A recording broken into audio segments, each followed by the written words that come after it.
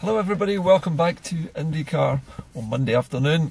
My name's Gordon Ross. I've taken a break for the last few days as the Indycar's been snowed in completely, and yesterday my 15-year-old son and I had to dig about 90 feet long trenches to get the car out of the lane and probably removed something like about 2 or 3 tons of snow and ice from a driveway and the lane behind the house. So anyway, Indycar's back on the road. It's nice to be out again.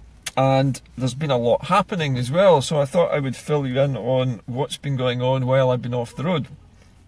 As you're probably all aware by now, the Hands Off Our Parliament event was rather hijacked by a series of unfortunate arguments which broke out amongst some supporters of the independence movement and some other supporters, or rather organisers of HOOP. And it seems to be that one person and another person had a bit of a row, and somebody decided to start putting it about that there would be union flags flying at the HOOP event and that the Conservatives have been invited, and all sorts of other ridiculous allegations were made. Anyway, I'm here to tell you right now that none of it is true, and that everybody involved and everybody who was fooled by these allegations has now realised that it was all fake. Okay, so nothing has actually happened. No flags are banned. Everybody is welcome. Bring your yes flags, bring your saltires, bring yourselves, more importantly, to the Hands Off Our Parliament event, which is being held on the 23rd of March at the Scottish Parliament. The purpose of HOOP is to demonstrate solidarity of all Scots who value the Holyrood Parliament and want it to remain fully empowered and without any powers being stripped from it by anybody, and to defend it against any attempts to either suspend it or close it after Brexit. The whole idea is for everybody who values Holyrood to come together in one place on one day to join hands around the Parliament building in a symbolic gesture of protection.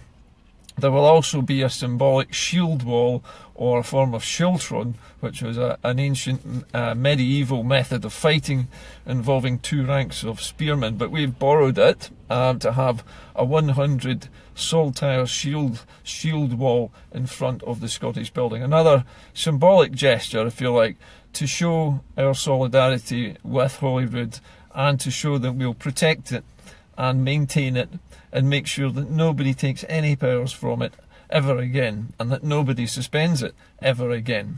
It took 300 odd years, for the suspension of the Scottish Parliament in 1707 to finally be lifted, and for the Parliament to reconvene after probably the longest lunch break ever taken by any Parliament in the history of Parliaments. 300 years is a hell of a long lunch. Anyway, so on the 23rd, please come along. The event lasts all day. It begins at 10 o'clock in the morning, goes on right the way through till 5 o'clock in the afternoon near tea time. It doesn't matter when you show up, as long as you show up. Bring your flags, bring your saltires, bring your kilts, bring your bagpipes, bring targes, bring anything else that you can think of which is relevant to protecting the Parliament, except I might add weapons. We don't really want to have spears and guns on display. I think that would probably be a bad idea. But shields, targes, Highland regalia of any kind, everything that you can think of to make this a big historic day and to provide a massive bit of media coverage with plenty of colour and plenty of good picture opportunities for the press, both online and also the mainstream media, which this time we are going to try and make sure are actually there to cover the event. Now, on top of that, there's also been a request by friends to let you know about something called the Aberdeen Independence Movement, which is formed up north in Aberdeen. And the purpose of the Aberdeen Independence Movement is to pull together all the supporters of independence across Aberdeen in one place and to provide regular workshops and regular events. Now, the first of these that I wanted to tell you about today is happening, as far as I remember here, I've got a wee note, on the 8th of March, which is not very far away, and it's an economics workshop, and it's being chaired by Dr. Craig Dale from Commonweal. So in conjunction with Aberdeen Independence Movement, or AIM for short, and Commonweal, there is to be a workshop on economics. Now I'm presuming that this is the economics of independence. So get along to this meeting.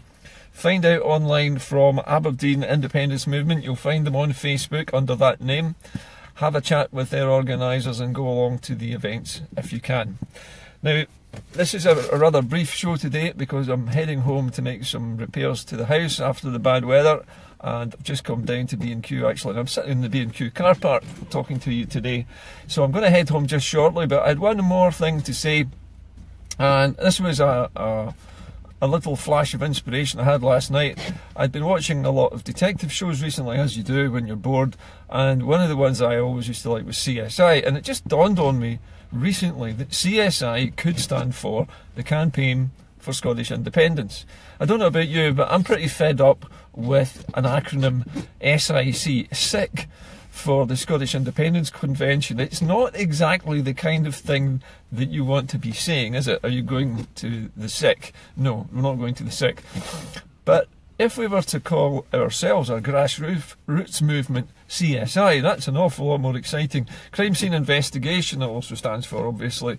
But Campaign for Scottish Independence sounds to me a much better name for the kind of stuff that we do. The people on the streets, the people in local libraries, the people who do little videos in their truck cabs and their taxi cabs, and like me, in my training car. So the kind of people like yourselves out there who involved in the grassroots movement on the streets with your friends, how about we call ourselves CSI, the Campaign for Scottish Independence? It's a nice, simple, easy to remember acronym, and somebody said to me that I should repeat that as often as possible today, so I'm repeating it. CSI, Campaign for Scottish Independence. Let me know what you think of that idea in the usual way.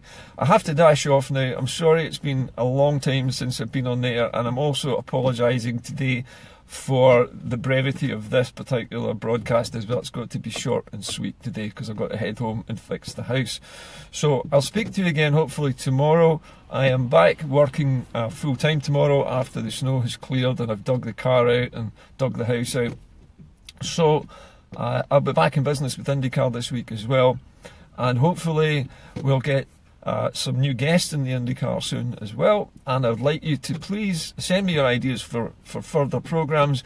Anything, any event in your local area which is coming up that you want me to plug, please let me know. And any requests for plugs like that, I'll always try and fit them into the show at some point or other. Alright, so it's become a bit of a request show. I don't mind that, that's great. It's good to get the news out, and I know that somewhere in the region of 8,000 or 9,000 people will watch this show every single day. So 8,000 or 9,000 people is a good place to plug your show. Anyway, I'm off. I'm going to fix the house, but I'll speak to you all tomorrow. Have a good day, and contact me in the usual way if you've got any ideas about the contents of today's show or anything that you think would be useful for a future edition. See you soon. Bye for now.